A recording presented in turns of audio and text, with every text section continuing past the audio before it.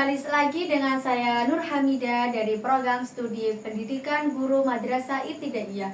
Kali ini saya akan membagikan podcast tentang dunia pendidikan. Pada episode hari ini, saya akan membahas tentang profesi menjadi guru, tantangan menjadi guru, harapan menjadi guru, dan masa depan, guru di masa depan itu seperti apa sih?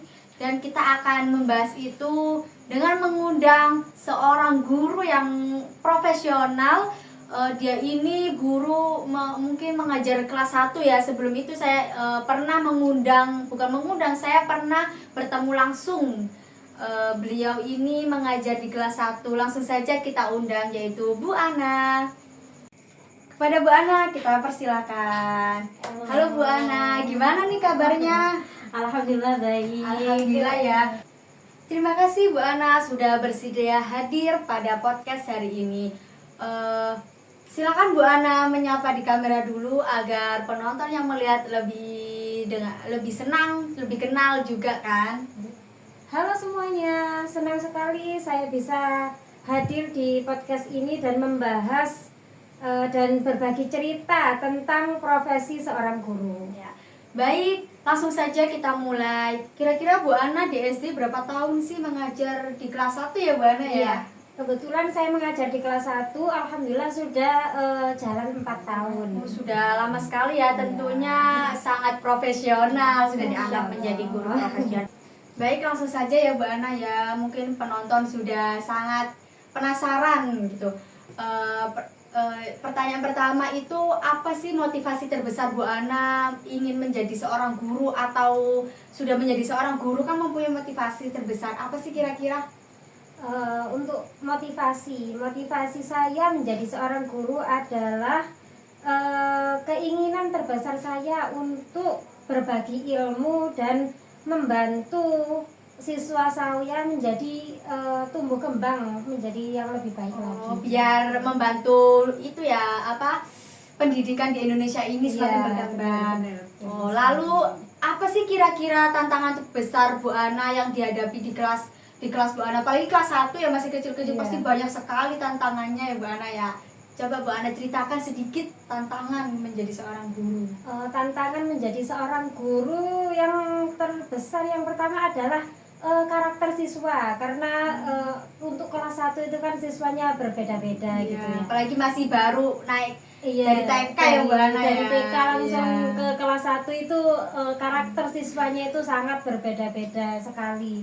Itu menjadi tantangan terbesar saya untuk apabila ada siswa yang kayak tiba-tiba nangis, diganggu temennya gitu ya Bu Ana. Terus ada temannya yang jahil, terus betul.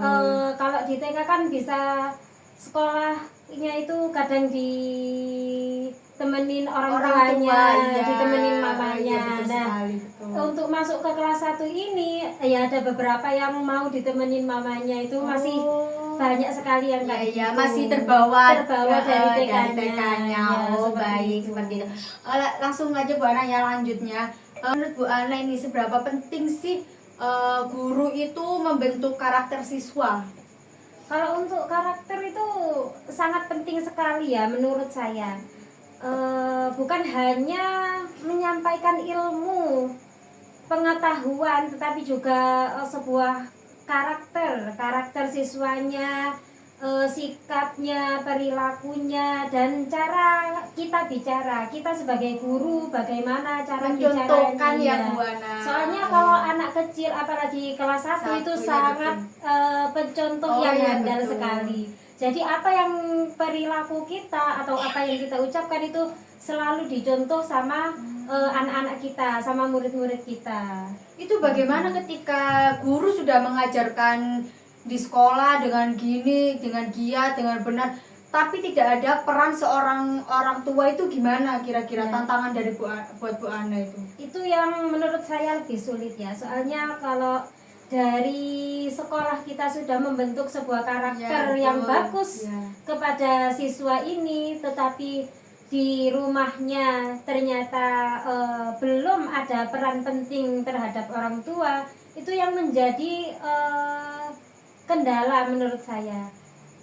Kalau untuk hal seperti itu kita bisa konsultasi ke orang tuanya. Misalnya kita chat orang tuanya, bilang mohon diperhatikan sekali anaknya, atau dan lain sebagainya. Biasanya seperti itu kalau saya. Ada nggak di kelas Bu Ana yang orang tuanya mungkin kurang perhatian, atau orang anaknya itu dititipkan oleh neneknya biasanya kan Bu Ana, atau pembantunya, ada nggak kira-kira? Kalau hal seperti itu sangat ada sekali. Ada sekali ya. Berarti Bu Ana untuk menyikapi itu Bu Ana bisa konfirmasi kepada orang tuanya ya Bu Ana ya. Baik Bu Ana, kira-kira selama Bu Ana menjadi guru selama 4 tahun ini, apakah Bu Ana pernah ingin menyerah? Dan bagaimana cara mengatasi jika Bu Ana pernah ingin menyerah? Bagaimana sih cara Bu Ana mengatasi biar tetap semangat lagi gitu Bu Ana? Tentu saja saya pernah merasa lelah dan pengen resign gitu ya, pengen menyerah, pengen resign itu sempat ada sekali dalam pikiran saya. Namun ya kembali lagi ke tujuan awal saya ingin membantu perkembangan siswa saya, melihat bagaimana siswa saya yang awalnya belum baik, terus menjadi belum ngerti apa-apa gitu ya, terus menjadi pribadi yang lebih baik. Itu menurut saya itu suatu kebanggaan tersendiri. Kayak merasa wah berhasil gitu ya, saya kayak wah saya berhasil ini menjadi anak ini. Sangat senang dan membanggakan sekali bagi saya. Baik Bu Ana, kita masuk di pertanyaan terakhir ya Bu Ana ya. Apa harapan Bu Ana untuk pendidikan di masa depan yang akan datang ini Bu Ana? Harapan saya pendidikan di masa depan dapat semakin berkembang dan mampu menciptakan generasi yang tidak hanya cerdas di dalam bidang akademik, tetapi juga memiliki karakter yang sangat baik. Jadi karakter sangat penting ya Bu Ana ya untuk sekolah dasar tentunya ya. Benar sekali. Terima kasih Bu Ana atas penjelasan dan pengalaman yang sudah dibagikan di podcast hari ini. Harapan saya juga pada pembahasan ini kita dapat memahami bahwa profesi guru memiliki peran yang sangat penting untuk generasi yang akan datang ya Bu Ana ya, tentu saja ya. Baik, kita tutup podcast ini. Semoga podcast ini selalu bermanfaat untuk guru-guru tentunya di masa depan ya Bu Ana. Dan sampai jumpa di podcast berikutnya. Kita ucapkan terima kasih. Wassalamualaikum warahmatullahi wabarakatuh.